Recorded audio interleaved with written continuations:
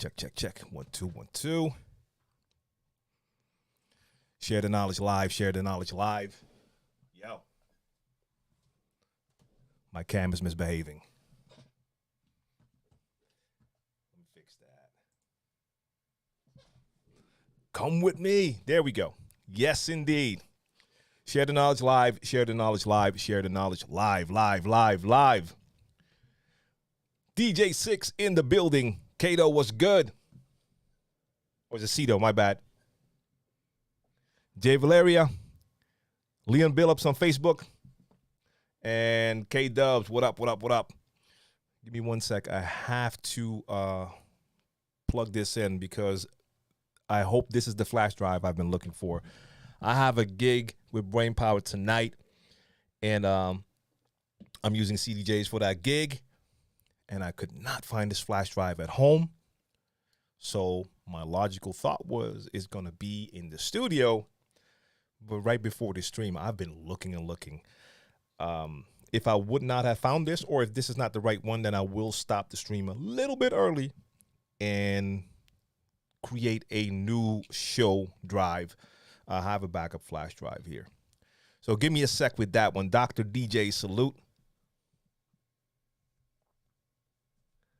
Sado with an E in Dutch. So A. That's ook goed, man. Surara is live in the building. What up? All right, give me a the MJ routine. I appreciate that. So let me just plug this in the studio computer so I can see. I mean, it should be the one. It has this weird little wire hanging on the back.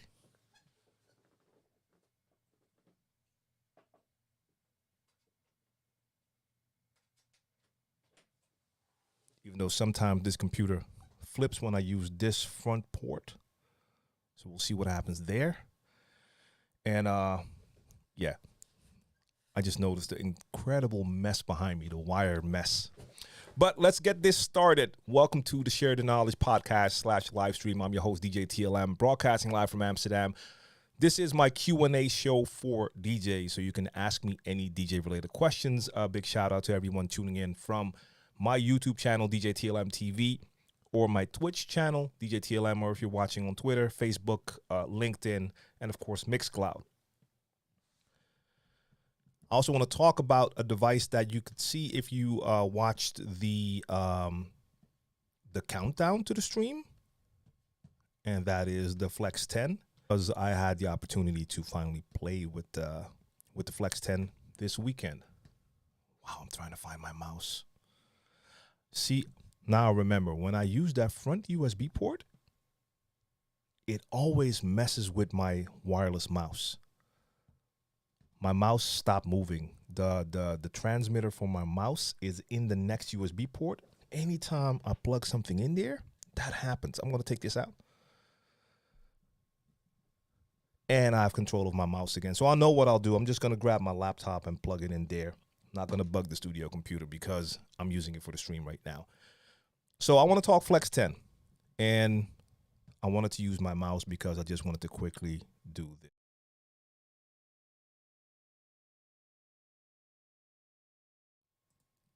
I've had it here for a while, but I had not found the opportunity to use it. So I decided to use it during my last Sunday session stream. Tune in every Sunday, 4 to 6 Amsterdam time. Sunday sessions, mixing throwback, hip-hop, and R&B. I'm going to move that mic a little bit so it doesn't catch all of my breath and plosives. All right, Earl Whiff, salute. And Sado, subscription, 3 months in a row. I appreciate that a lot.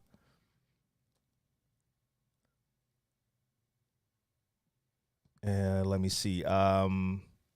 And God's Will wants to know what's my take on the needle, the VNL needle.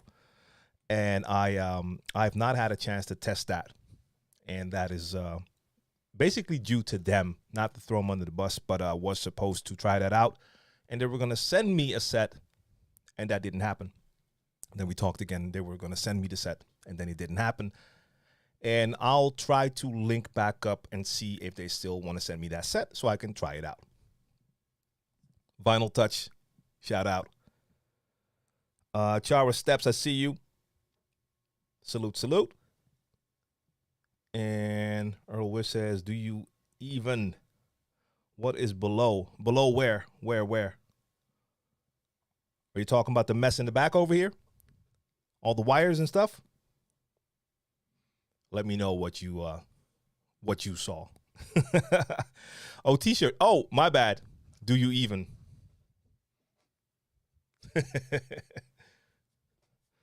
Just a shirt I made for fun like a couple years ago.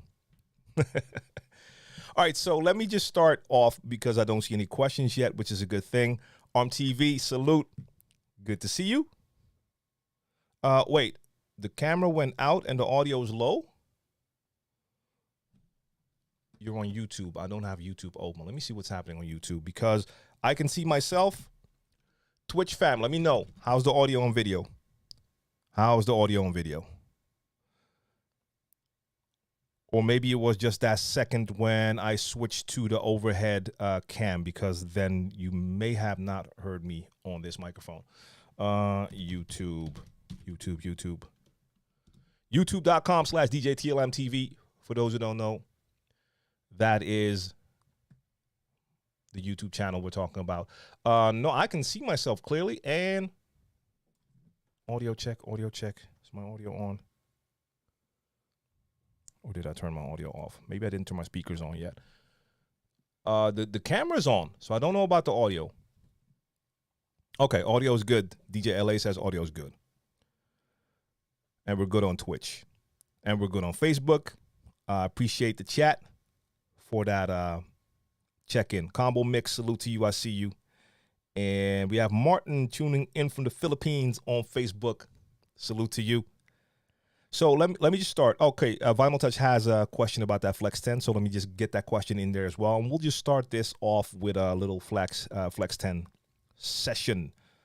The question is, do you think the Flex 10 is worth it as an upgrade to the DDJ 1000 SRT, or can you get enough of the features through mapping the DDJ 1000?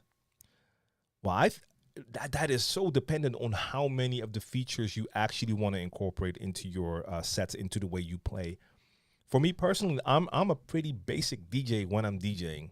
And what I mean by that is I don't use a lot of features. Now, since stems, I love to incorporate stems, but you can just map that. So for instance, when I'm playing with turntables and my S7, that doesn't have special buttons or knobs for the stems. So I just MIDI mapped one of the performance modes on the pads to use as my stems trigger. Works fine for me. So do I think it's worth the upgrade? I mean, the Flex 10 has a couple of effects that aren't on the 1000. So for some people, that might be an upgrade that's worth it. For me, it wouldn't be. I will have to add one thing that I really liked, and I have mixed feelings about the Flex 10 at the moment, but one thing I really liked is the fact that you can select one of the stems. So for those tuning in who are not familiar with stems or the audio separation, with most DJ software, you now have the option to basically separate songs real time, meaning you can separate the track into vocals, drums, and let's say the melody, or if you're using Serato, you can have the bass separate as well. But with if you're using Rekordbox with the Flex 10, then you only have 3 different stems. So drums, vocals, and the rest of the music. The quality of the stems, the audio separation in Rekordbox is just not good. But what I did really like is the fact that I could choose one of the stems, all of the stems, or 2 of the stems, and apply effects only to those stems. So you can have a song playing, and instead of triggering the echo and having an echo effect on the entire song, you can just have the echo on your vocal. So the drums and the melody, they're still playing normally. They don't have an echo effect on them. Only the vocals have the echo on them. That was something I really liked. But, I mean, I really, really liked the 1000 and the 1000 SRT as well. For my playing style, I don't know if that upgrade would be worth it. The screens are cool, but the 1000 has screens as well. It slipped my mind for a sec. I haven't seen that SRT in quite some time. Stems I could also MIDI map on a 1000. So that wouldn't really be worth it for me. The separation of the effects was a cool thing. I'm not sure if you could find a way to map that feature. So I don't know. It is very personal. For some of you, you might see the Flex 10, and even if it has like 2 effects that are not on the 1000, but those effects are amazing to you, then it might be worth it. For me personally, it wouldn't be. Now, going back to my experience with that Flex 10, and I will say when I just turned it on today, when I got into the studio, the first thing that popped up on my screen was a firmware update. So I just updated the firmware. I did not read to see what improvements this brings and maybe bug fixes, but what I noticed during my set on Sunday was that I was dealing with cue drift. So basically, for those who might not be familiar with that, you could have your song in the software. You can see that your song is at a certain point when the sticker is at 12 o'clock, because that's when I set my cue point. Bang. I start to scratch with it, but at a certain point, the sound is not at that same point when I bring it back. So I bring it back a couple of times, and maybe I'm not pushing down on the jog wheel hard enough with enough pressure, but I could tell that sometimes I'm pulling it back, but it didn't pull the sound back. Some people had that same experience with phase. I never had that with phase, but I know some people had that with phase. For me, it happened quite a bit during scratching. Now, when I was mixing and doing like normal scratches just to bring it in, I didn't notice it at all. But especially when I was doing like little just freestyle scratch moments in my mix, it happened quite often, and it made me kind of feel uncomfortable doing scratches because the scratches weren't coming out that great. I'm not sure if I prefer the feeling of this one over the 1000, and feeling is very important to me, but I would have to check the 1000 again and compare them side to side. They have the same size jog wheels. I heard Mojack say that he feels that these on the Flex 10 feel more like the CDJ 3000. I tend to disagree because I love the CDJ 3000 feel. This did not feel the same to me. Now, there might be a difference because when you're using CDJs, you have the audio through your flash drive inside of the device. But I think even when I was using the CDJs to control Serato, it just felt way better. So I wouldn't compare those two. Green Alert, shout out to you. DJ LOL. I see you. And who else is in here? We got some more people. I think I see Reese, Felix.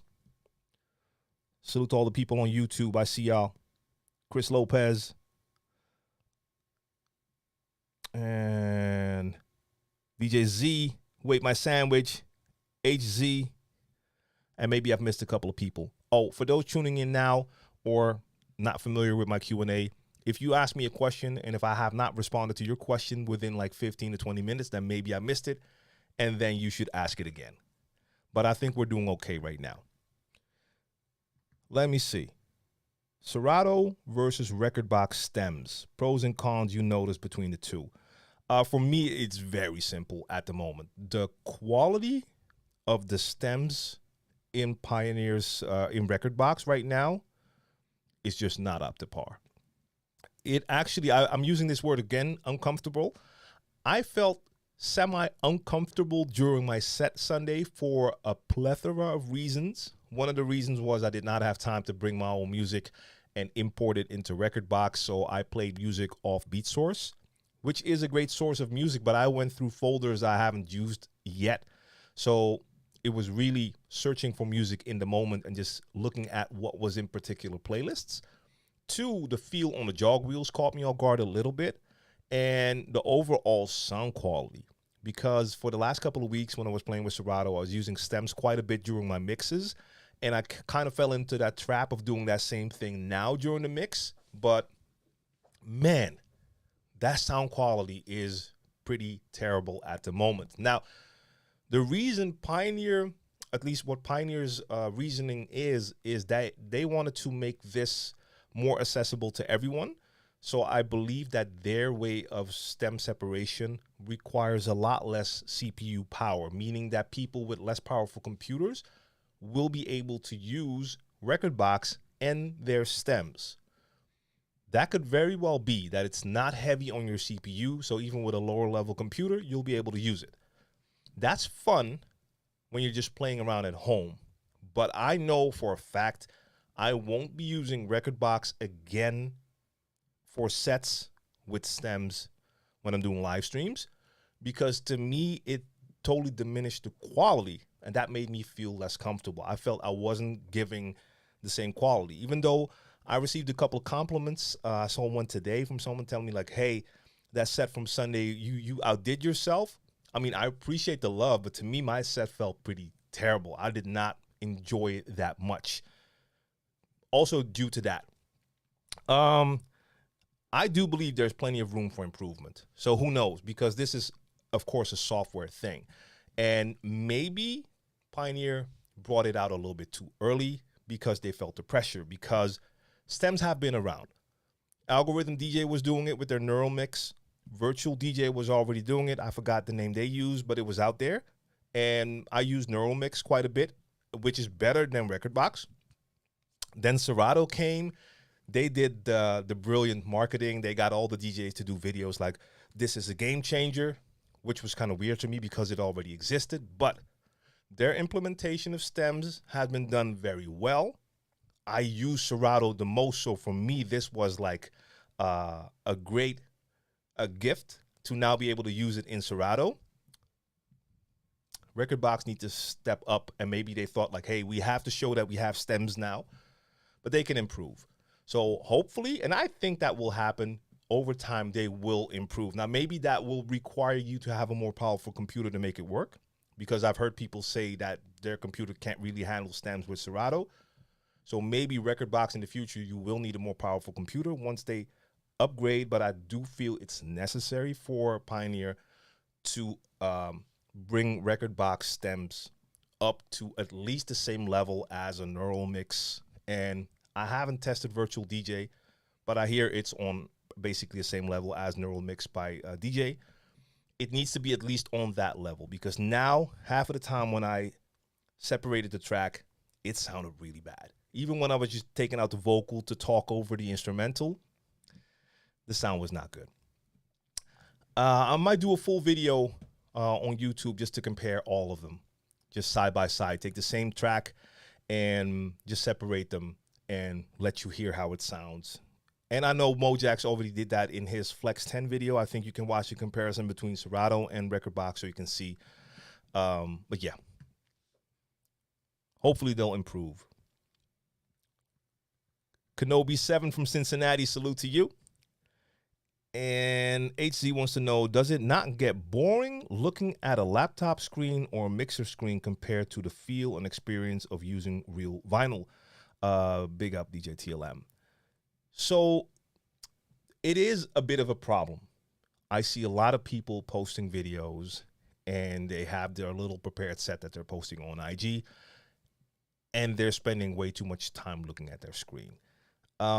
I don't think that gets boring because those DJs just got used to playing that way, so they won't experience that as boring. But I understand where you're coming from. When you're used to playing with real vinyl, you most of the times don't have a lot of spare time because you're spending that time to make sure you're syncing up your records right and have it ready. You got to bring that needle back to the right spot for your mix. With today's tech, you have a lot more time. So for some, this might get a little bit boring, and that's when you see people take that time to do all of their hand gestures and other stuff. I always try to not look at my screen that much, and I prefer to have my eyes on my gear because that's what I'm working with. So I can't speak from that perspective. I'm not looking at screens the entire time. For me, I'm having too much fun DJing. So for me, DJing doesn't get boring, but I can't speak for the quote-unquote laptop DJs out there. What is the best MacBook that I should get from 2014 mid MacBook Pro to, let's see, not one of the new, but that can handle Serato 3.0 with stems. I would upgrade to a last year model, but depending on the price, if the price is right or if I should wait. So what do you want to use it for? Just DJing and stems? Because if that's the case, I personally would recommend taking a look at MacBook Air since they introduced their M1 chip. There's also the M2 version. I'm currently DJing Serato, Serato stems, Serato video with a M1 MacBook Air base model. Runs smooth as butter. It can handle that easily. It's a super powerful computer for that stuff. The M1 chip is powerful as can be anyway. I mean, at home, I have the Mac Mini M1 base model, and I'm using that with Machine for my production. I use that with Premiere Pro to edit videos. That even works. Now, could it run even smoother with a more powerful version? Yes, it could. But for DJing, that MacBook Air, the M1 version, I think you can get that for between 7, 8, 9, especially since they came out with the M2 version. But if you have money for the M2, that's probably the way to go. And they will be much cheaper than even a secondhand MacBook Air, because you don't want to go too many years back, because then sooner or later you're going to run into that same issue that your MacBook is too old for the newest software. But the MacBook Air is working wonders for me, and I bought that at a great price. So that for me was better than any Windows computer that I could buy at a similar price point. But if I'm buying a new MacBook that I want to use for just all of my production and everything, I would prefer to have a MacBook Pro because it's just a more powerful beast. But for DJing, you don't need that much power. And that MacBook Air is powerful.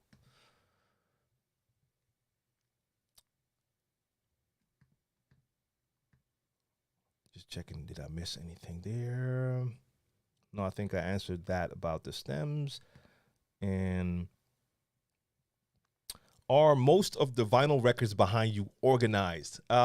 Yes, to a degree they are. And that is that they're sorted alphabetically. But that is it. I used to have like separate sections with R&B and hip hop, and I would have my albums and my 12 inches separate. Maybe one day I'll do that again, but I'm going to do like, at a certain point, I'm going to do like one big cleaning session where I'm actually going to take a lot of vinyl out that I feel shouldn't even be in the collection anymore because I will never play it. And I don't really like the records that much. And then I might go back to actually separating them totally, like having 12 inches and albums apart, having not just the hip hop and R&B apart, but everything. I do have the genres that I have a small collection of together, but they're not even in this room. I have more vinyl. So I have my dancehall separate. I have my UK garage separate because those are smaller selections. I have motion picture soundtracks. I have them together. But what you see here is hip hop and R&B, and it is only alphabetically sorted.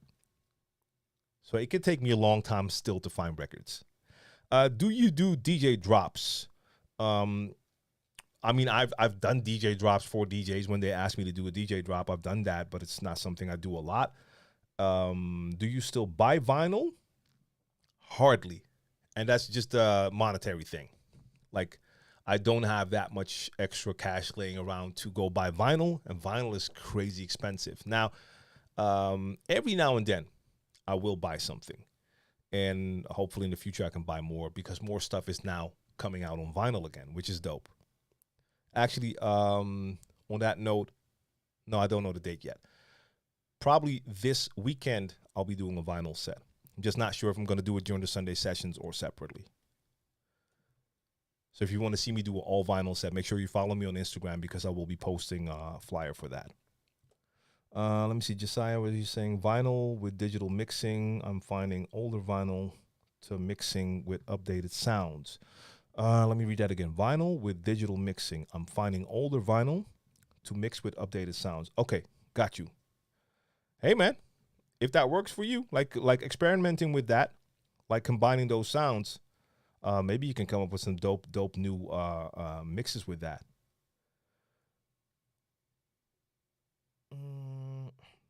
Are they DJ Green, Green Alert. Sorry, what were you talking about with that question? You were asking me if there were 192 MP3 type quality.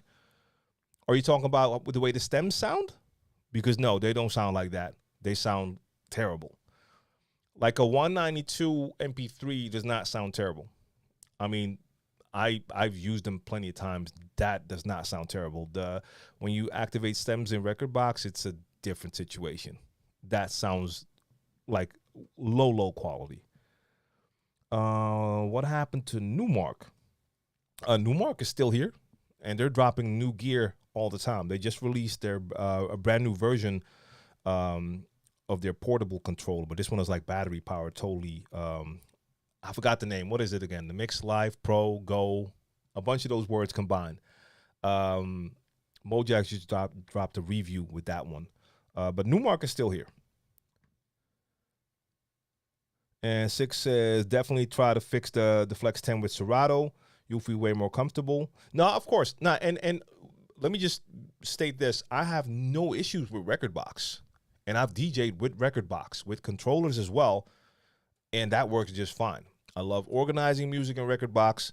I use Rekordbox when I'm going out with CDJs, especially with the 3000. If you have stuff prepared in Rekordbox, it works incredibly well. But if I'm using that Flex 10 again, I'll be using it with Serato. But I felt it was important, especially because I heard about the quality issues, that I used it with Rekordbox first. But if it's still here and if I plan to do another set with it, the next one for sure will be with Serato. Yes. Just because of the audio quality, because probably I'll be able to work around that feeling with the jog wheels, or just have to do a couple more sets with it to get used to it. I can work with that. And next time I could have some music prepared in Rekordbox, that will work out fine as well. And if that were the only issues, then I would use Rekordbox again. But in this case, with that audio quality, or I would have to do a set and just not use the stems. But that kind of defeats the purpose, because that's their whole promo for the new device, of course. I bought 2 Audio-Technica ATLP 120X USB 1 month ago to learn vinyl DJing. I'm disappointed with the low volume hum and very low torque and start-stop speed. Trying to sell them now. Any recommendations on new turntables without breaking the bank? Man, that's crazy, because I've heard a lot of good stories about the Audio-Technicas, but maybe it's not this version. But I've never tried it myself, so I have no experience using them, K-Dub. Damn, because I hear that a lot. But when it comes to recommendations, new turntables without breaking the bank, then I'm not sure, because I think Audio-Technica is the brand that I hear a lot of people talk about when they're talking about buying new turntables on a budget. So chat, any advice when it comes to new turntables that won't break the bank but are like quality direct drive turntables? Let us know in the chat. I was thinking about getting a set of phase needles for my portable setup. Okay, so just to clarify, phase and needles, those two things don't go together. Phase is what you get to stop using needles, but okay. Phase for your portable setup of a reloop spin and a Newmark PT scratch. Would that even work? Yes. That's the thing with phase. It will work with anything that rotates. You could put your transmitter, your phase transmitter, on anything and move it, and it will move the music in your software. So, of course, put one on your reloop spin, put one on your PT scratch, and they will work for sure. I want to do both Serato stems and producing as well. You could, and if you want to use stems for production, then you should take a look at Serato Studio, because Serato, of course, has their software. They have stems, but they also implemented their stems feature into their production software. So in Serato Studio, you can also separate anything you put in there and work with that. So you should definitely take a look at Serato Studio. I know you said you do production. Would you do a production stream? Yes.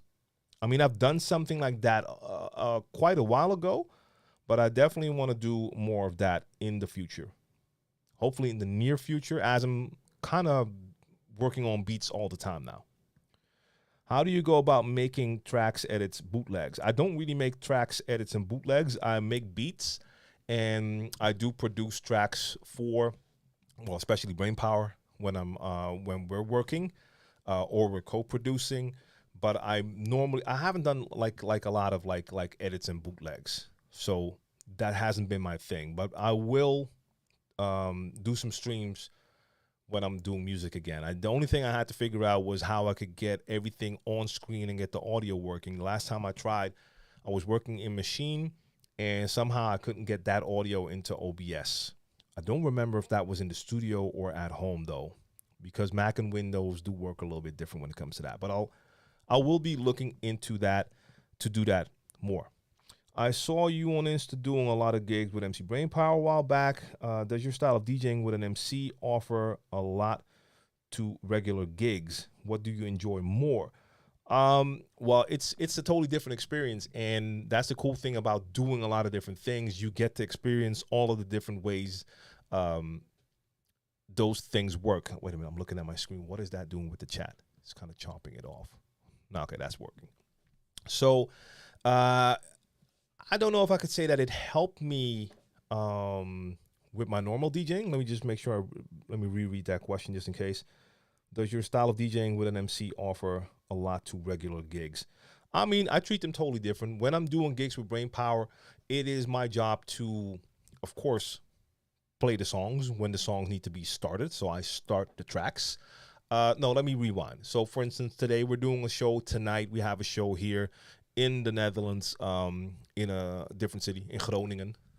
And that is like a 30-minute gig. It's a student gig. Those are a lot of fun. And normally when we start, I'll start by playing just 1, 2, maybe 3 tracks. Just do a quick little mix, get that crowd hype, but mostly also to get myself into that mode. And then I start the intro. He hits the stage, we start the show. During the performance, I'm starting the songs. I'm also doing a lot of the backing vocals, so I'm spending a lot of time on the mic, and certain tracks have scratches, so then I'm doing the scratches. That is something totally different than when I'm playing a normal gig, especially because most of my gigs are freestyle, and these performances with artists are sets. Like, that is a playlist, a track list that we're following. I know I need to know which tracks we're doing, so I have a list of the tracks in the order that we're doing them. And sometimes there might be a little interlude. Okay, this is where he's going to do a little bit of talking. This is where we're going to get some people on stage. And sometimes at certain gigs afterwards, I might play 1 or 2 tracks as well. But it is a totally different thing compared to a normal club gig. Same thing with the theater tour that we're currently still on, even though we've done most gigs. So tomorrow and Friday are the last 2 gigs of that theater tour. And that is a totally different experience as well, because that was like an educational theater show about how hip hop started. It's educational, and I'm using Serato Video to show a lot of video clips. I'm also showing a little bit about DJing techniques, and he's telling a lot of the history and personal stories as well. That is also totally different. That's not a crowd rocking experience. That's also a prepared set that we're playing. So it's all different. Now, do you learn? One thing you do learn about live shows, of course, is to also spend a lot of time to read the crowd and interact with the crowd. That can help you maybe if you're doing normal gigs and if you host yourself. I've done a lot of emceeing for myself. That for me is a natural thing because I'm used to holding a mic on the stage. So that is the one thing that I could say kind of that improvement in that field does help me during normal DJ gigs.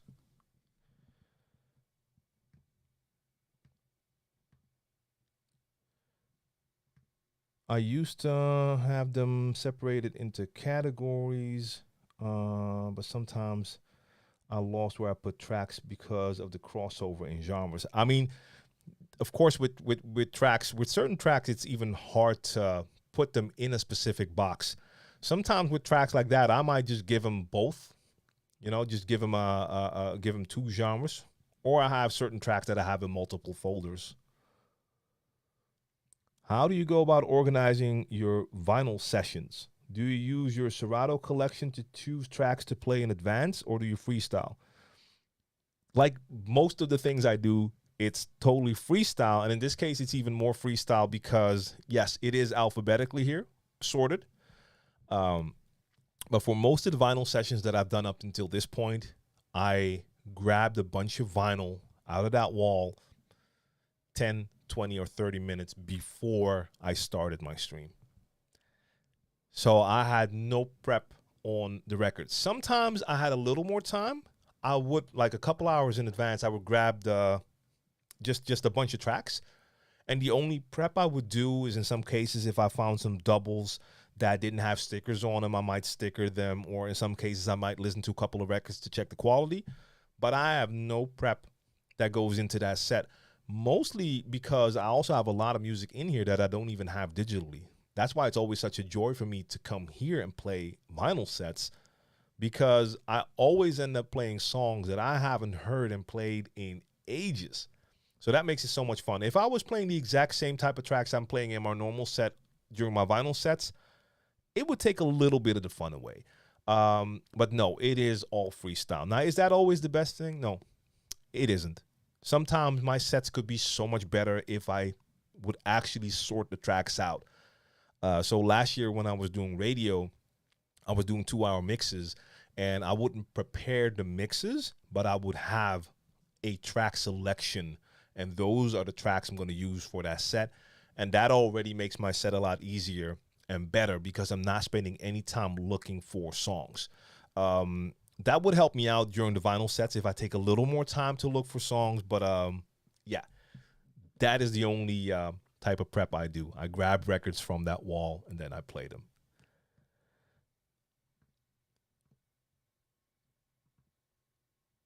On TV, send me a message.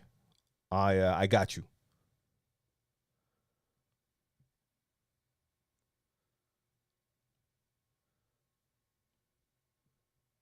Yeah, Easy Mike D, thank you.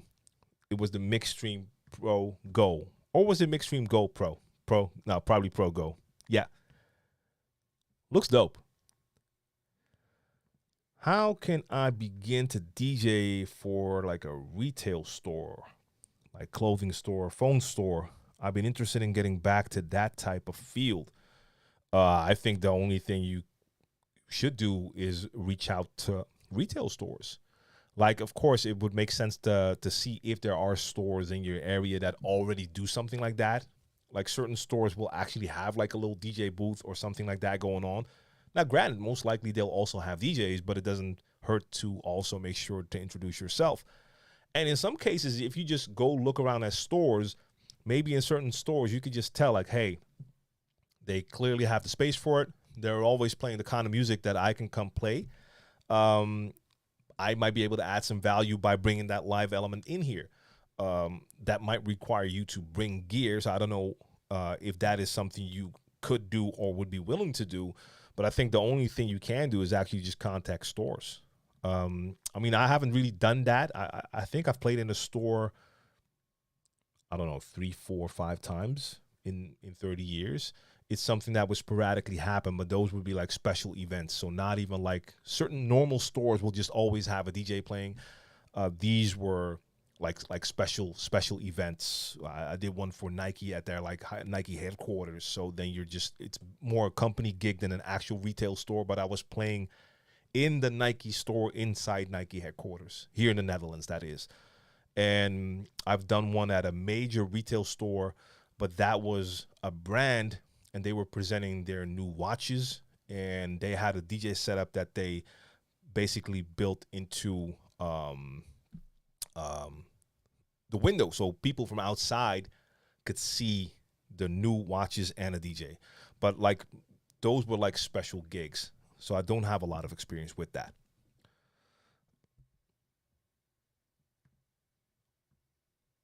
FLAC, B-Doc Beats, Flax or Flax converted to 320 MP3 for space. I mean, personally, I'm all about the space. I like that because I prefer not to play with like external storage. So just have everything on the laptop. And yeah, if we're gonna use FLAC or WAV files, they're gonna take up way more space. So personally, a lot of times I will just play with MP3. I prefer 320. 192 was the lowest I'll go. In the past, I've used lower, and at a certain point, I was like, nah, I mean, I can hear the difference. So I just put all of the music I had then into, I think it was MP3 tag or one of those software management, music management tools, sorted them, and got rid of everything below 192. But that's for me personally. Some people will say like, no, I'll only use wave or only use the highest quality, and they're willing to use their storage for that. So especially if you have a laptop with a lot of space on there, hey, I don't. With that MacBook Pro I was talking about, MacBook Air, I keep mixing them up. The MacBook Air that I'm using right now, I got the base model. I don't have a lot of storage space on there. Can't upgrade that either. So I'm sticking to MP3 for that reason.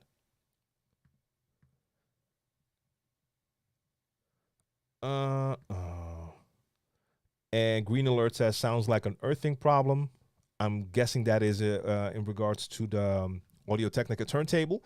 Yeah, if you hear that low hum, that could be an earthing problem for sure.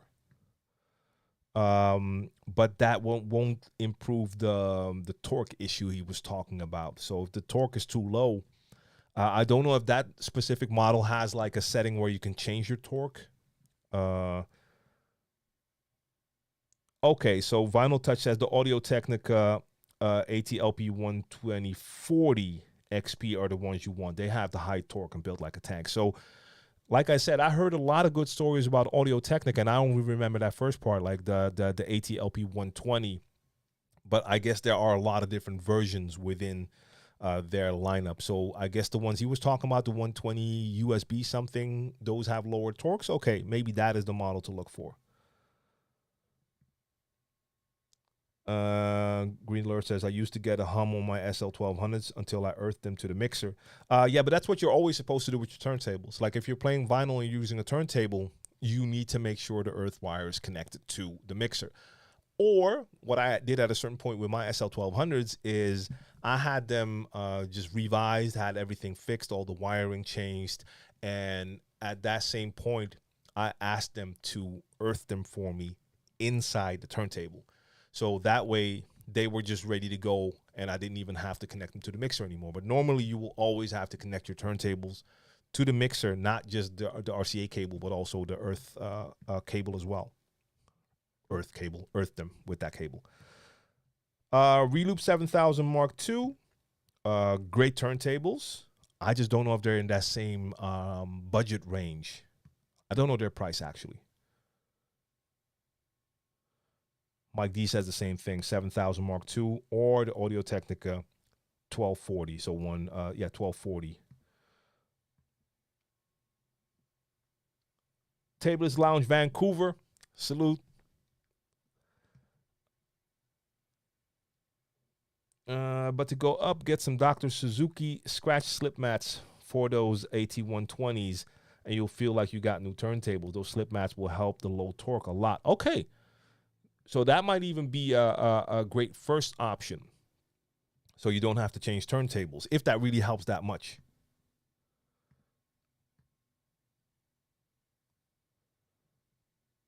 And Vinyl Touch says the Reloop turntables have the torque settings, but big thing if you want to switch between Technics and super OEMs with minimum effort.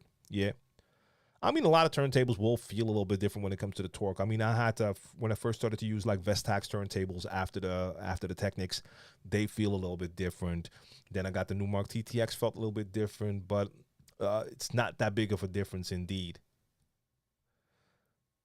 Tablet Lounge Vancouver says, I figured a way to do it. Use my Soundcraft mix board as audio output for OBS. Yeah, I have to look at something like that as well. I know there's also like certain software that can like route it internally. And I tried some and some, I believe one worked, one didn't. I got it to work here in the studio, but I didn't get it to work at home. Do you live stream your shows? If we're talking about my gigs, I've done that sometimes, and I plan to do that more. The shows with Brain Power, normally I'm not streaming those, but it's not. I mean, they're not my shows. I would have to check that with him. Maybe one time we'll do that. Um, I have a gig coming up later in the month where I'm playing at a dance battle where I play every year, which is always a dope thing. I do the hip hop category.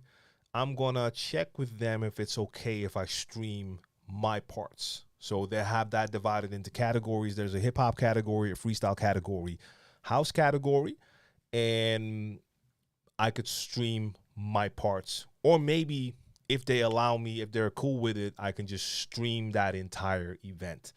But I'll have to check that with them because I know normally they film themselves and they have their footage. So maybe they don't want their entire show out there like that. I'm going to check that with them. And otherwise, I will just stream my parts, but maybe I'll just have the cam pointed at me. I don't know. Maybe I want to try something with a multicam setup there as well. We'll see. The theater stuff looks sick on the Insta stories. Is it only in Dutch or English? That's Dutch. I mean, that tour that we're currently doing now is here in the Netherlands, and it's all Dutch. But only 2 more shows to go. So tomorrow we're going to be in Weert, and then on Friday the last show is in Nijmegen, and then we're done. So maybe like in a season or 2, we'll return with something similar, but we'll have to see.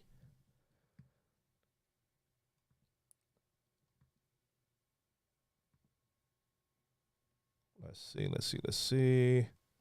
How is the sound quality on the Flex 10? Larry. So I have my doubts, and I've been listening back to parts of the mix. By the way, all my the audio replay to all my Sunday shows is available on my Mixcloud. That's mixcloud.com/DJ TLM. And I'm not sure because I was I won't say caught off guard because I knew in advance. I just wasn't expecting it to be that bad. That during the parts where I'm using stems with Rekordbox, it just sounds really bad. But I'm not sure if the normal output, I don't think the normal output was that bad. But with certain songs, I had my doubts. The only reason I'm not sure is I was using music off Beat Source. So in some cases, I was using songs I'm familiar with, but it was a different version. And I know how my version sounds, but this one sounded differently. So I'm just not sure if that maybe was because the Beat Source version just sounded different than mine, that I felt it was a little bit off. But I do want to test that. Once I was listening yesterday to my mix, and I was like, is it just the stems, or does the output just not sound that great? So what I want to do is just take 1 or 2 songs and play them through the Flex 10, and then play them through 1 or 2 other devices, just to hear if I can clearly get some, if the audio is different and if it sounds better or less good compared to some of the other devices I have here. So I'm not sure. I bought both the Suzuki and Butterug slip mats, but hadn't tried them because the torque and hum turned me off. Okay, so you already have them. Okay, so give it a try. Maybe it'll help. What kind of stores have DJs? Mad, never seen anything like that. I mean, I've seen clothing stores who do that. And there was like some sort of like a skate shop. I'm gonna call it a skate shop, skate/surf. They had like O'Neill, that type of those type of brands in there, and also like actual like surf gear and skate gear. And they had like a little DJ setup as well. I've seen it in multiple stores, but it's not like it's a common thing over here. Like it's not like you can walk into 10 stores and they'll have DJs, but it is a thing that happens sometimes. I could do the retail store, so I'm gonna contact them. Should I give them a demo mix to show them what I showcase for them? So like I said, if it's in your area, I think it makes the most sense to just go into town and walk through all of those stores so you can hear what type of music they're playing. that makes the most sense to me, because like you can tell, like you can walk into a certain store and hear music, and that can tell you straight away, like, yeah, okay, this is probably not my type of thing. Or you walk in and you're here like, okay, they like what I can give them. I mean, I don't know which genres you play. Maybe you play everything and then you can just go all out. But I think it would make the most sense if you contact stores that you already know in advance that you play the type of music that they're playing in their store already. And of course, I mean, it will always help if you can point them towards mixes. That is the easiest way to let them hear what you do. Just make sure you point them to a mix that is similar to what they're playing in their store.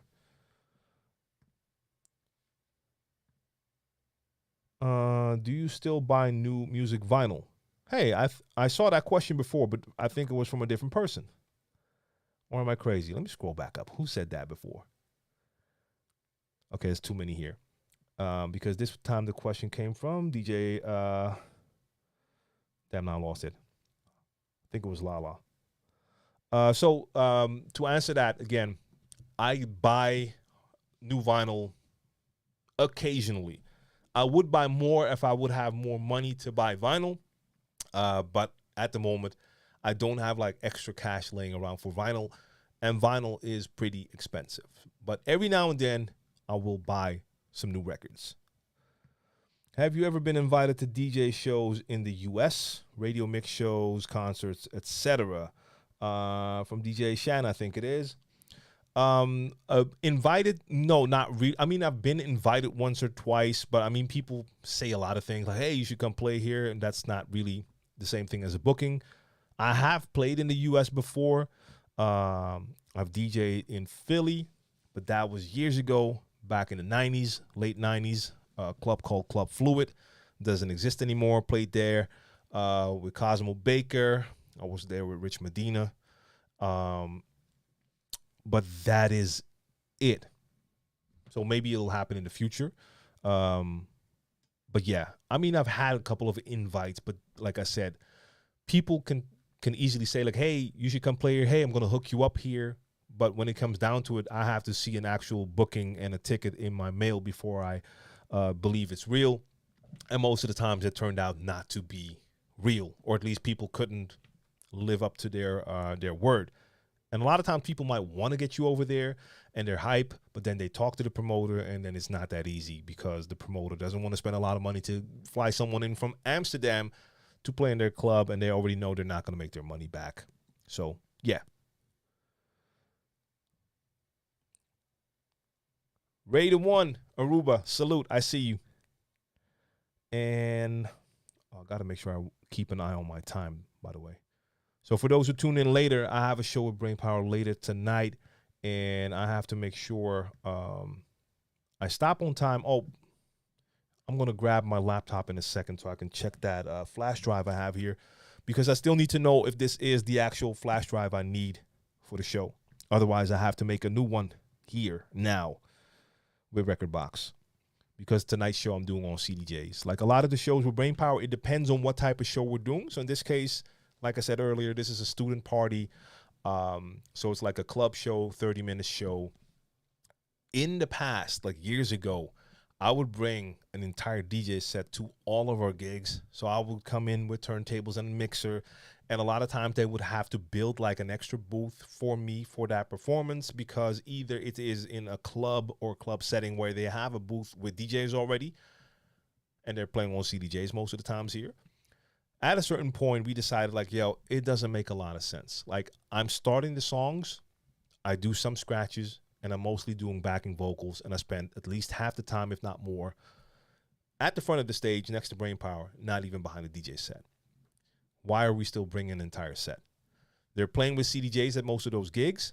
It's easier for everyone involved if I just come in with a flash drive, because then there's no extra time to build up my set. So the changeover time is 0. The other DJ can be playing. I can come onto the stage like a couple of minutes before we have to start, plug that flash drive into one of the CDJs, load up my first song, and we can switch. after our show is done, it only takes me a couple of seconds to hold that eject button to get my flash drive back, and we can be out. Compared to in the past and after the gig, I would still have to break down my entire set. So yeah, CDJ show tonight, but for that show, I need a flash drive with all of the show songs that have been prepared in Record Box, because if you don't prepare your music in Record Box and you play on CDJs, you could take a flash drive with songs that haven't been prepared in Record Box, put it into a CDJ. It will see your songs in a folder, but you will have no info. So it won't show you BPM, key, nothing. If it's prepared in Record Box and I pop this in, I can see my playlists, and I have different playlists on there. Go to that show playlist. Everything is there. I can sort it in order by name, BPM, everything. You cannot do that if you don't prepare in Record Box. So I need to make sure this is the one. And otherwise, I have a flash drive here, or I can take this one. And I just have to import the songs through Record Box. But I may need to make sure I do that in time, because right after this stream, we basically have to leave. So in a minute, I'm going to grab the laptop, see if this is okay. If not, then I have to stop the stream like 10, 15 minutes early to prep a new flash drive. What is the maximum amount of MP3s you have in your software at a time to prevent overloading and crashes? Tim wants to know. I have no idea.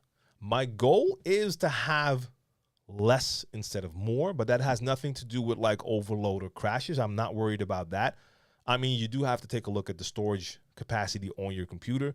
You don't want to fill it up to the max, because computers never like that. You want to have some space on your drives. But it would take a lot of songs to fill up drives. And I remember in the past, like certain DJs would always bring like their external hard drives, because they would bring like 400 gigabytes of music to a gig. Let's be honest, that makes absolutely no sense. Even if you're doing an all-nighter and you're playing an 8-hour set, you don't need that amount of music. I'm trying to make it less and less, because the more music I have, and I used to bring like extremely large folders when I just started to play digitally. And what ends up happening when you play freestyle is you're scrolling and scrolling and scrolling and scrolling and scrolling and scrolling and scrolling, because you have folders filled with hundreds or even thousands of songs. That does not improve DJing. It makes it harder and less fluent. So you take out songs, and now you make sure you only keep songs in there that you actually might play. It makes it easier to scroll through folders. So yeah. And yes, people can say you can make smart crates and stuff like that to still find stuff easy, but there's just no need for me to have that amount of music on my computer. But I have no idea how many songs are on a computer. Most of the times, I have to switch it up. Like on my laptop right now, I have a couple of folders because I had a gig. Before that, I only had the stuff on there that I need for the theater tour. So I'm importing a couple of folders when I do gigs, and I don't have a bunch of music on there right now. I will have my external SSD with me in case I run into an issue that I see like, hey, I need entirely different folders than I have. Then I have a backup plan, and then I could plug in that external to have more music on hand. So Chris Lopez says retail stores like GameStop, Foot Locker, Macy's, phone stores, etc. Yes, all of those stores in certain places will have DJs. So it depends on where you live. In certain countries, that might happen more. In certain countries, it might not happen at all. Might also have to do with certain laws. You will need a certain permit to play music. So for some stores, that's just not going to happen. But there are stores that will have DJs in-house.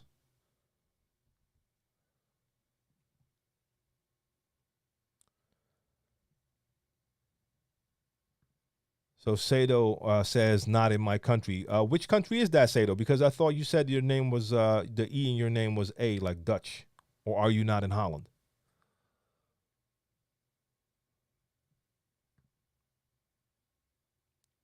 Let me see that.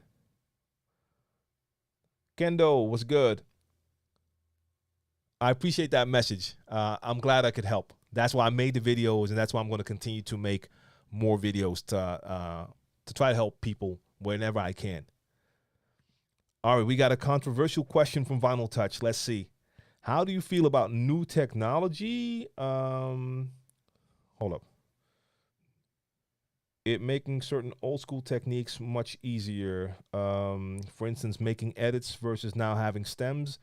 DJs not opting to use turntables with regular vinyl. It seems that some of the OG consider it to be killing the art form. Just wanted to hear your take. For me, that's not a controversial question at all. Like I've always said, I feel anyone should use what they want to use. And I will never say that someone has to use like a certain device in order to be quote unquote real. Does it take away from the art form? I'm not sure. It will, yes, will we have less people that still practice DJing and turntablism the traditional way? Yeah, sure. But that kind of makes sense with the gear that's out there. So if you're starting out now and you're using a controller or something like that, chances are you're not learning how to DJ the same way you had to learn when you were doing it on turntables. To me, that's not an issue. Now, I know I have an advantage over a lot of DJs who learn to play on controllers when it comes to turntablism. Not because, I mean, they have certain things they can do easier now, but they won't have the same feel for it that I have because I learned on turntables. I can see and hear that difference a lot of times. Like most of the people you see who are truly skilled on controllers and CDJs did start out on turntables. And I do still see and get a lot of messages from people, younger people who start out on controllers and are now making the transition to turntables. So I don't think it's dying, and I think it's always an easy way for OGs to talk about that when they see people do something that took them a long time to learn, and now they're doing it using push of a button. Sync, for instance, used to always be that controversial topic. We always had to learn how to match beats manually and by ear. You didn't have any visual aid. You didn't see any anything on a screen, so you had to do it by ear. And some people got that quick. Other people's it took more time for them to get that. So then when there was this button you could push that would automatically sync tracks, for some that was absolutely cheating and crazy. I never gave a damn about that because I don't care how other people do it. First off, sync isn't perfect. Sync only works if your music is also like perfectly to the grid, so it doesn't work with live music where the drums are fluctuating. Then sync is not going to work. If your tracks aren't analyzed correctly, sync is not going to work. And sync, for instance, only takes care of a little part of DJing. Yes, it can automatically match the tempo of two tracks. That's all it does. It doesn't take care of your song selection. It doesn't take care of how you EQ the songs and how you do the transition. It doesn't give you the transition point. Where do you start your transition? So for me, that's not an issue. Now, if all DJs would switch to just pushing that button and let that be the way the transition works, would that kill the art form? Yes. But there are still a lot of DJs out there who show you another way of DJing. If you watch, even if you watch the OGs like Jazzy Jeff still doing it, or if you look at a Scratch Bastard or DJ Puffy, you name them, using modern gear, but using all of their style, skill, originality, that's still appealing to a lot of people. And there's going to be a lot of new DJs that also want to learn how to do that. So I don't see the art form dying. And stems, of course, what can be done with stems now compared to that you had to make edits. And even when you were making edits, you couldn't do what you can do with stems unless you had the acapellas. That's different. But then again, creativity still comes into play. I love being able to use stems during transitions just because it can make them sound a lot cleaner, because I can take some of the sounds out during a transition, which is going to be doper for the listener. Does it improve my skill in any way? No, not really, but it makes it easier for the listener, and that's who I'm playing for. Um, so I love new tech, new developments, and I never look at it like that. I've seen people when Phase came out like, "Oh, this is killing the killing DJing because DJs are not using needles anymore." I'm like, man, do you know how glad I am that I don't have to use the needles because they've caused me so many issues. And I played with needles for years and years and years. And when I'm doing my vinyl sets, of course, I'm still using needles. But I've been in so many situations as a DJ who was still playing with turntables, even with DVS, but had to use needles. I've been in so many situations in clubs where the turntables were just messed up. And either the turntable wasn't working correctly because the wiring was faulty or something in the tone arm was wrong, or I brought my needles, but one of my needles would break, and in some case I didn't have a backup. It's so great to go to a gig and not have to run into those issues. So if people want to consider that not keeping it real, hey, do you. I'm going to do me and show up at a gig, and if that turntable rotates, then I can do my gig when I'm bringing Phase. So I love new tech, and I appreciate it more because I come from that other era. That probably didn't even really answer your question, but that's what it brought to mind for me. What's the best DJ pool to go after? I'm not sure. I'm still on DJ City and Beat Junkies, but that's for the music I use. And Beat Source has been my main supplementation when it comes to music. For some, Beat Source can be their source for all of their music. For me and other DJs who've been playing for years, we already have a music collection, but then I can supplement by having all these other genres or stuff that I don't have just by using Beat Source for that. Even sometimes during my Sunday sessions, 2 weeks ago, I wanted to play a certain track. I loaded it, and then I found out I had the instrumental version, couldn't find my vocal version. Went to the search tab in Serato, hit that B to make it look on Beat Source, and found that vocal version in seconds, and that got me going again. So that's it for me. Other people might use other DJ pools. It also depends on which styles you're looking for, I think. Green Alert had a question. I've never had an answer to it in years. Okay, let me see. When going from a newish track to an 80s track, because of the lack of compression, there's energy missing. I just wanted to say that's not a question, but you follow it with how do you compensate for it?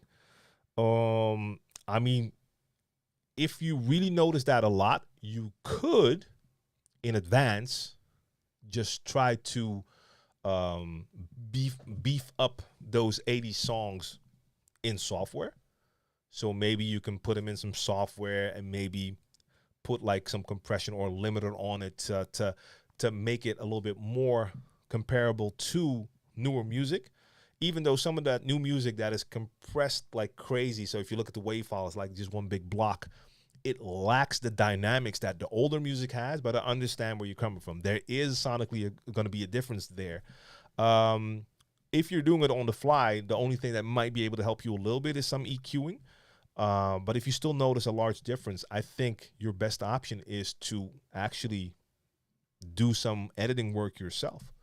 And if you have certain 80s songs that you really feel lack some of that power you need, then maybe you have to put them into whatever type of audio editing software you can find or have.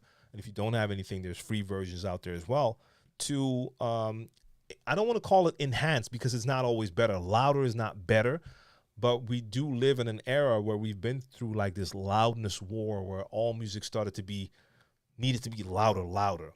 And you have an entire audience that feels that louder is better. So you have all these young new producers and engineers, and they're just pumping the hell out of those songs. Like I said, if you see some of those wave files on new tracks, you don't see the dynamics anymore. It's just one big block, loud. So yeah, you could do that to some of your 80s songs. Just make sure you keep two versions. You keep one that's the original version and one that you maybe call enhanced or beefed up, whatever. Because if you only have that version and now you're playing an 80s set, then all of a sudden those enhanced versions are gonna sound different because it is a different sound for sure. Do you use in-ears or headphones? What's your thoughts on in-ears? I use headphones. I prefer headphones. I don't want to say I'll always use headphones, but I think chances are I might stick to that until I stop DJing. I'm someone who's really into being able to do one, take them off totally, put them down, put them back on, do the other one. Um, I've done in-ear gigs and it bothered the hell out of me. I'm also not the biggest fan of just losing some of that outer sound. So, for instance, not getting the same type of energy from your audience. And I understand that there are in-ears out there that can compensate because they can let some of the outside audio back in. But I haven't been that big of a fan of how that sounds and feels because I'm just so on the fly. The way I play is freestyle. I move around. I love to be able to hear what's in the room. And it didn't really work for me. I can move around. Every time I wanted to move around, I had to not take those out. Then I had to unplug from the mixer. Yeah. So for me, I don't like the way that works. But maybe in the future, at a certain point, I just want to have my audio in here. But for now, headphones for me all day. Yes, I pay attention to listening to music in stores, so I have an idea. Yep. Yeah, for sure. And then, I mean, if you have mixes online, then you can always point them to that. You could also walk into the store and like have a card with links on it, or bring them a flash drive of music. But yes, you have to make sure that they can hear what you do somewhere.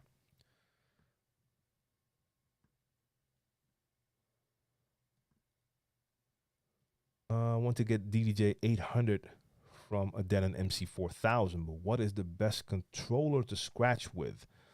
Okay, Big Smooth. That went all over the place from DDJ 800 to best controller to scratch with. I think that's going to be personal for a lot of people as well. Like if you ask me, my answer is going to be a Rev 7. Why? Because it has motorized platters. Next up would be something like an NS7 Mark III because of the moving platters. I probably should add Rain 1 to that, but I haven't played with that. But I'm pretty sure that's going to be the same thing. So for me, something with a motorized platter is always going to be number one for scratching. But if we're talking about just static platters, not motorized, I think a larger jog wheel is better. But again, this is me personally. That's why I loved when they came out with the DJ 1000. Those had very nice jog wheels. Loved the feeling on those. But it is something you have to try out with certain controllers as well, because size is not always going to be the main factor. Are they a capacitive touch? Because I've used the SZ when that came out, that had the capacitive touch. Even though the jog wheels were large, that felt totally different compared to, let's say, a DDJ 1000. To me, that was not a great feeling when I compared the two. Some people prefer the capacitive touch. I prefer the mechanical the same way the CDJ works. So for me, the best controllers for scratching are controllers with motorized platters. For me, I cannot say that anyone should get that, but for me, that is what it is.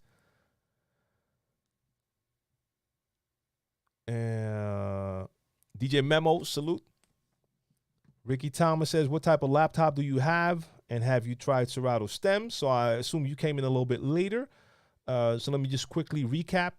I'm using a MacBook Air M1. And I'm using the base model. So the most basic version of that. And I use that with Serato. And I use stems all the time in Serato Video. Serato Video and stems works perfectly. And that is, when it comes to that price range, that is your bet right there. Now, there's also an M2 version out now. It's probably a little more expensive, going to be more powerful.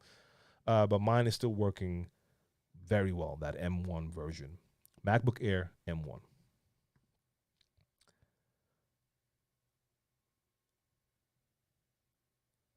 Red, gold, green sound with the follow. Salute.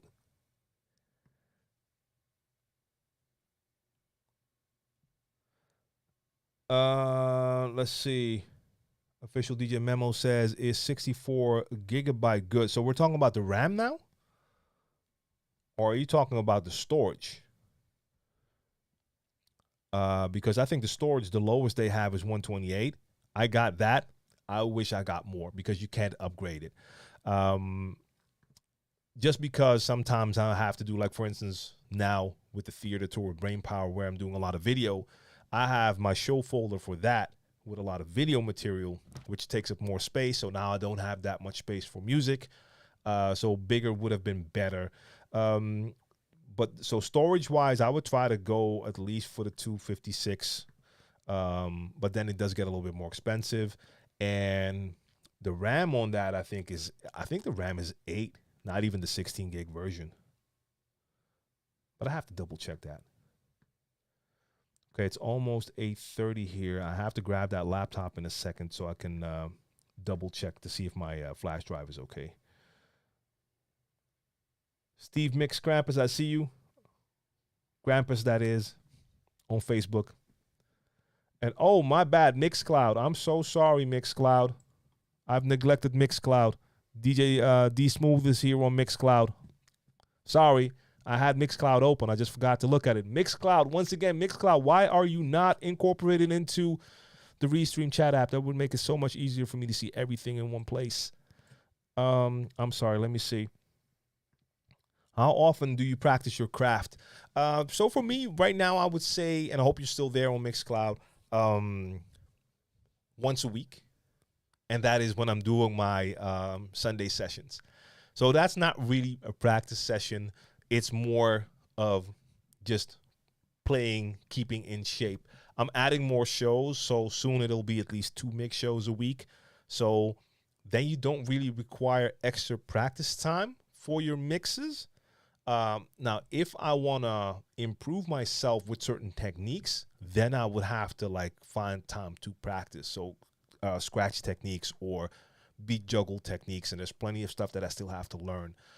So currently I'm not practicing specific techniques, but I am making sure that I play every week. Now, I prefer to play here now because some of the club gigs are just not that appealing to me. But also you have to make sure the blades are sharp, you know? Because when I do, if I would receive like a certain call right now for a certain type of gig, I don't want to be like, damn, I haven't played in 5 weeks. I mean, of course I can still perform, but if you haven't played in 5 weeks, you might be a little bit rusty. So if I'm still doing it every week, I'm going to be in that DJ flow at all times. And Larry K is on Mixcloud as well. Also with a question, can I have my Q songs in Serato directly to Rekordbox 2? Well, you have different tuning in from China, by the way. Salute to you. You have conversion tools that allow you to take all of your music from one DJ software, be it Serato or Tractor or Rekordbox, and just convert it to other software so it can just convert your cue points and loops and everything. So you have a DJ conversion tool that can do that. So you can look for DJ conversion tool. That should get you there. And then you can get your cue points in there. Yes. Which app allows you to stream with more than one social? There's a couple out there. I think one is called StreamYard. I'm using Restream. That's restream.io.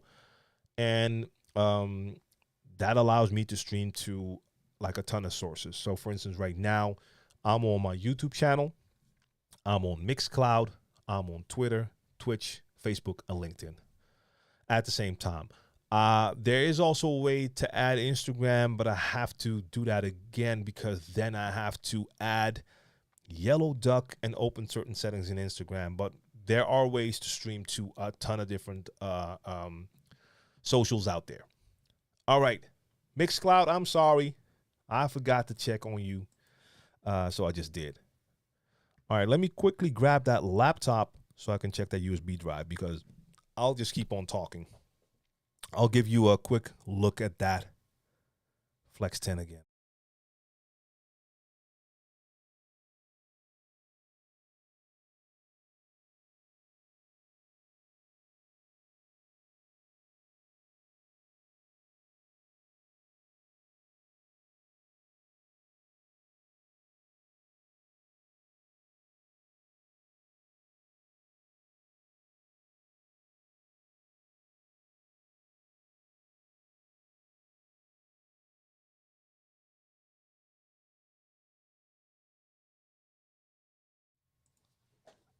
All right, we're back. Look at that.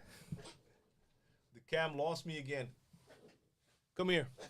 Come here. Come here. Keep forgetting that follows me. All right, let me quickly check. I gotta check that flash drive for a sec. Oh wait, I need my MacBook issues. I need my hub. Hub life, baby. Hub life. I know I have one in the bag here.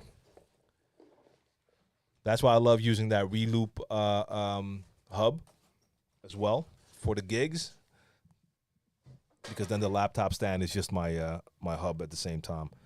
But for now, I'm just going to use one of these. All right, while I do this, let me see if I can get another question. Let me see if I missed anything. Let's see. As someone who grew up around Sandy X and Ben Liebrand, I would say yes, technology is a form of cheating. Ben Liebrand with the crazy mixes. But still, I mean, I understand. But then again, I just feel anyone should do it the way they want to do it, man. Sync with my tag. No, let's not sync this right now.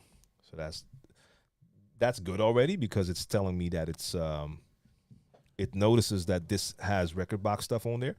Let me try something real quick. Hold up. Not that it's in any way interesting. Just want to see if this works again. Is that this one?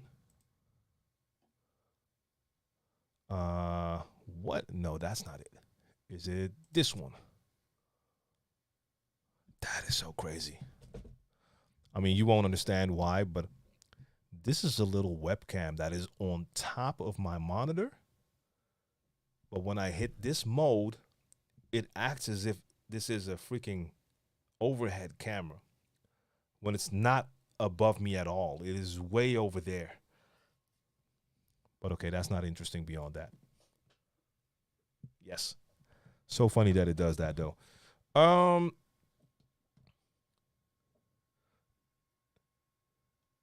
It's the cycle of DJing, vinyl to controller and back. Yeah, in a certain to a certain degree, it will be. You know, like it's cool that we have all this new tech. At the same time, like I said, I'm pretty basic. I don't use a lot of different effects, a lot of stuff. Some people do, and for a lot of other people, they might start out with a controller with like 100 buttons and knobs on there and all these features, and they just find out like, hey, I don't really care about all of that. I just want to play my music and have fun with that. Hey, this looks interesting. These turntables with the moving vinyl. I can play my music that way, and they want to learn about that. And yeah, the older techniques on new technology, that's what it is for me. That's what like pulled me in when DVS first came out. Like, hey, I can use my traditional styles of using turntables and having that feel of the moving platter, but I don't have to bring all my music. That was a major plus. Now, adding to that in relative mode, your needles won't skip. That was great as well. Some people say, oh, that's cheating. You know how annoying it is if you're playing on the back of a truck with turntables and your needle just continues to skip and there's nothing you can do about it. How great is it that now I can have a tool that will allow me to play with turntables and it won't skip? Now, of course, now I'm using phase, so skipping is, we don't even have to mention that anymore. But it helped out with certain things that were just not great with turntables. And I'm not a fan of having to keep it real by using stuff that kind of fails me half the time.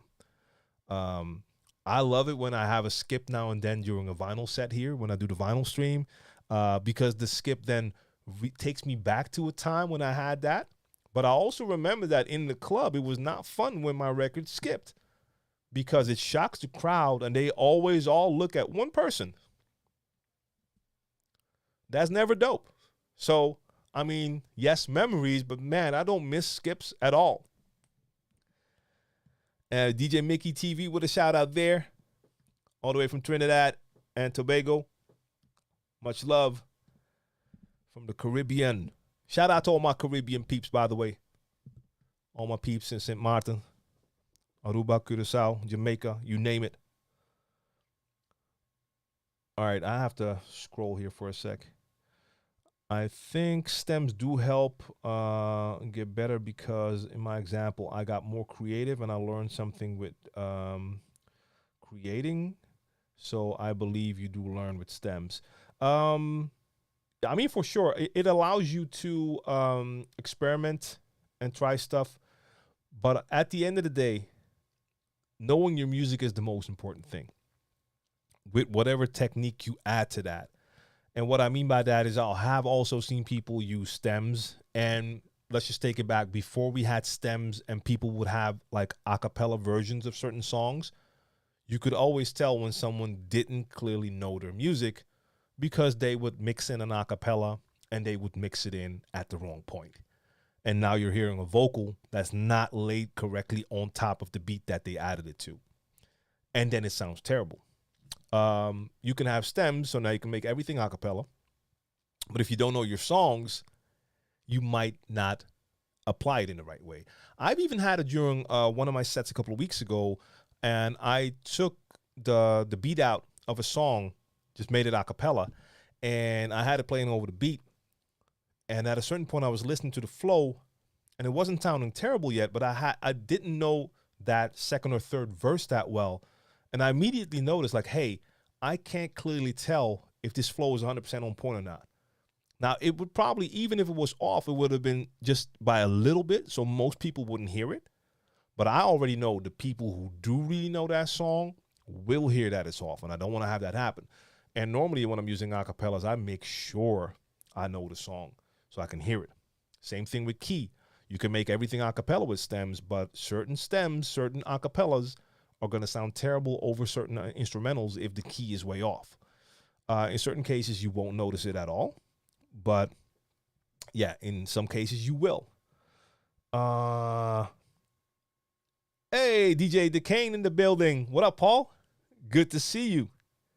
Yeah, man. We'll talk later. I'm gonna send you a message, but man, I believe a lot of people are ex right now, like from people that I've met during our time. A lot of changes there. I've been in communication with a lot of different people there, and then all of a sudden not anymore because they're not there anymore. But okay, like I said, I'm going to send you a message. I haven't talked to you in a long time. ARMTV, see you next time, and just hit me up on that other thing. We got Brain Power in the building. What up, Brain? So I'm not going to repeat what I've been talking about the show we're doing today. So I'm going to see you in a little while when we head out. Did FaZe kill the Rain 12? I don't know. I have no idea because I don't have sales figures on hand. Now, for me personally, I have the Rain 12s and I like them, but there were some downsides to Rain 12s. So, for instance, if I had them hooked up at home, they're great ass controllers. But if I had to do a vinyl set, I had to move them and bring in turntables. So it is just a controller. Even though it emulates a turntable, it's just a controller. Just like a Rev 7 or a Rain 1. So in that case, it emulates, but it doesn't do the same thing as a turntable. So in that case, I would prefer a setup with turntables and FaZe because it allows me to just switch between. But I don't know. I don't know if a lot of people bought Rain 12s and then made the switch to FaZe. Another reason for me, I loved using them here, and I'll bring them out every now and then for a live stream. But I also know that if I want to play with them during a gig, I'm going to have to bring mine because no one has them. No club in the Netherlands here has Rain 12s in-house. I could put them on a rider. I don't even know if a lot of rental stores or rental places here in the Netherlands have Rain 12s in their assortment. So I think that was also a little bit of a problem. And they're pretty big and heavy. But beyond that, I have no idea. I don't think it was like thousands of DJs went out to buy Rain 12s and now got rid of them again. I've used compression, EQ, limiters. Nothing sadly works for your 80 songs. Okay, that's kind of weird. You should be able to manipulate songs to give them that little bit of extra power or energy. Um, and I'm not even that well versed with within the whole mixing realm. That's not. I'm still learning. So I don't know how experienced you are with engineering, but otherwise, I would suggest trying to find some tutorials that maybe will give you some good tips about how you can add that energy that you're looking for. Filtered out low frequencies. So I don't know if that's going to actually help you to gain the energy you're looking for. Now, in some cases, you might have a little bit too much low end, but you could also always check that by using an analyzer, spectral analyzer, to see how the frequencies are within that track. But like I said, I'm not the person to give mixing tips.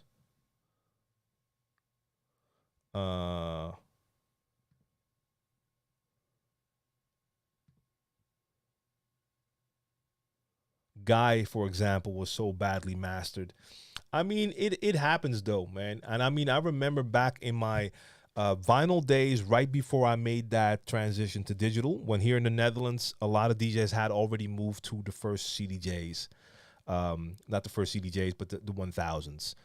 I remember I was still doing vinyl sets. They were playing with that more digital, crispy sound.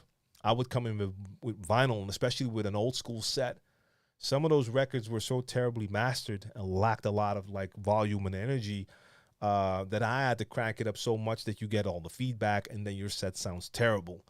I haven't really experienced it that much since I started to play digitally, even with like old school songs. But yes, there is definitely a difference in there. I cover it mainly with EQ, and I also have to add, it doesn't happen often that I'm going to go back and forth between like modern and old school. There might be one track that transitions from one era to the other, but then after that, I'll be in that old school era for a while before I might need one track to transition back out. So then you're going to have just a couple of points where that happens. But beyond that, yeah. Let me see. Okay, give me one sec because I'm doing it again. I inserted the flash drive and now I didn't take the time to actually check if this is the right one. Where is it? Where is it? Where is it? I just inserted it, but I don't see it yet. Okay. Devices. Uh-oh.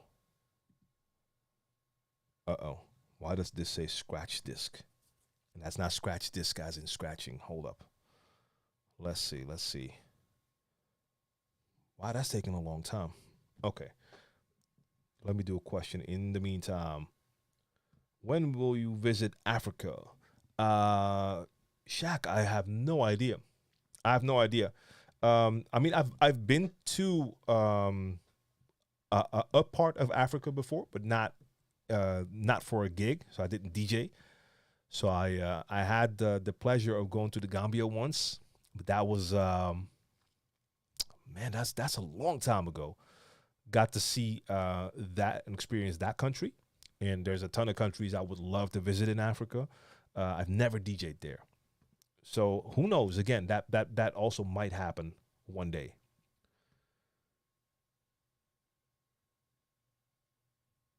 Wow, Record Box here is still. You know, I'm just gonna restart Record Box because this is not working. This is not letting me do it. It got stuck. I don't think it appreciated the fact that I unplugged everything there. Mac doesn't like when you just unplug. So he's gonna restart that thing again. And yeah, indeed, I see a question for Paul. I think he already answer that because yes, that is the same. That is the same. Okay, record box started up.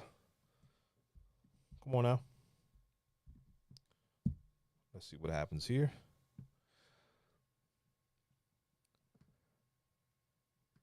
And Josiah's going to go for an 18 to 20 minute practice session a day Always good, man. Hey, I used to do this for hours and hours every day. Every day. Jers Mike, salute.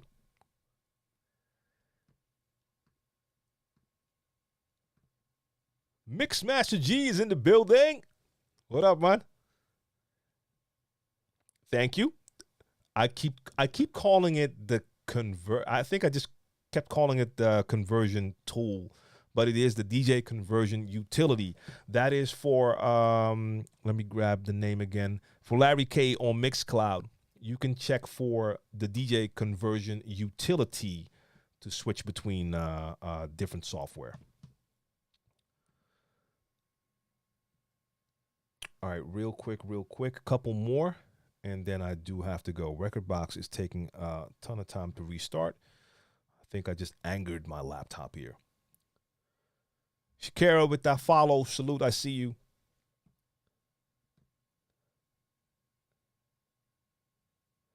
And indeed, Mr. Decane is a living legend.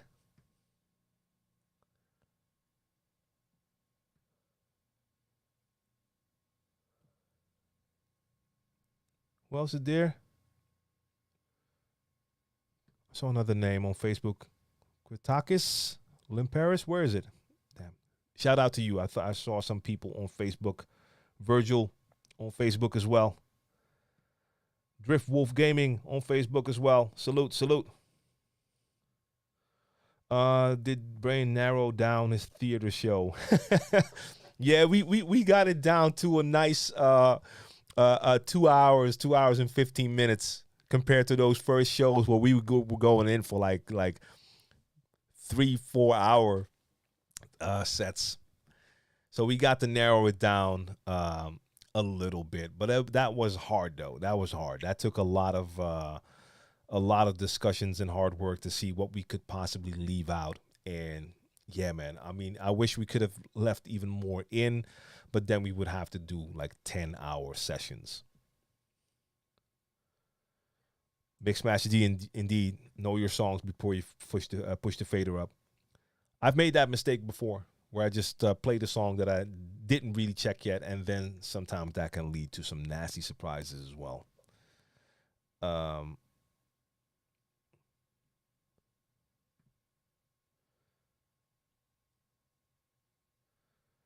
Hey, Leonzo, what's good? Long time no see. What do you think the best way for a beginner DJ to learn beat matching is? Using the same song or using different songs? Oh, okay. That's I mean,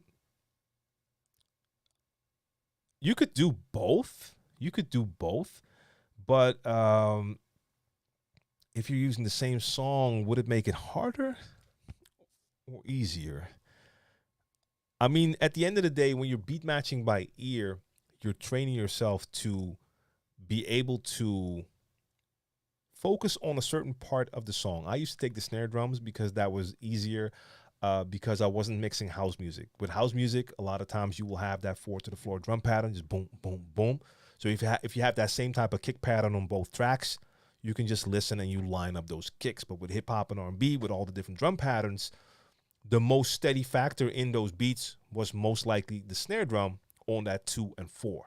Not every hip hop beat, but a lot of the hip hop beats, it doesn't matter what the kick is doing. You're going to have that snare on that 2 and 4.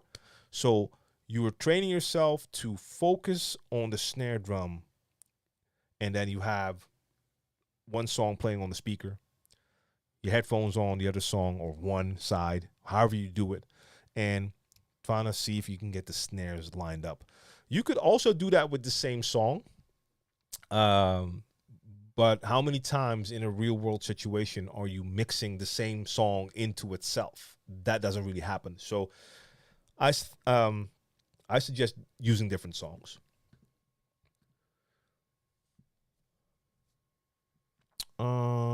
If I play a Dead Mouse track and do something with an 80s, I can't get anywhere close. Got you. I mean, sonically, it's going to be crazy different for sure. You're using Voxango. I've never used that.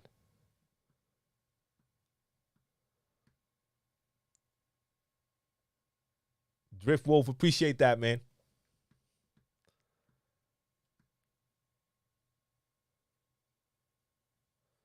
Green Alert says, be careful with that flash drive. It's easy to lose all info. Wait until after the streaming finish and reboot.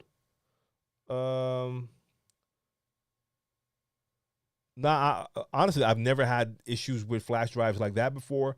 And no, I don't have to wait for the stream. I mean, I can reboot here. I'm not doing it on the streaming computer. So I'm good. I'm going to do that anyway because Rekordbox is not listening to me right now. So I'm just going to restart that. And in this case, I mean, if anything would happen, it's going to be pretty easy for me to get the songs back on through Rekordbox. So I'm good. Let's see. I still need to come back. Yes. And Mixmaster G, you were at that first show. That was indeed like 3.5 hours, man. We didn't even have tryouts, man. You were basically at the first tryout. And yeah, that one was at least like 3.5. Pretty crazy. But y'all were in there with us. And I'm caught up with the chat. I love it.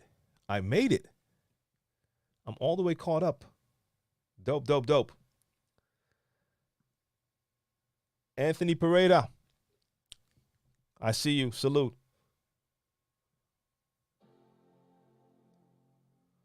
Okay, so that's great. It's we have 8 minutes on the clock, and I'm all caught up with the questions in the chat. I love it. In the meantime, I'm gonna log back in on the laptop. And if I don't have the tracks on here, then I'm definitely cutting the stream now so I can just prep that flash drive. So we're good to go on that end. So before we head out and before I am ending the stream, I'll take the time out right now to thank all of you for tuning in to the second edition of Share the Knowledge, the live stream podcast, since I'm back.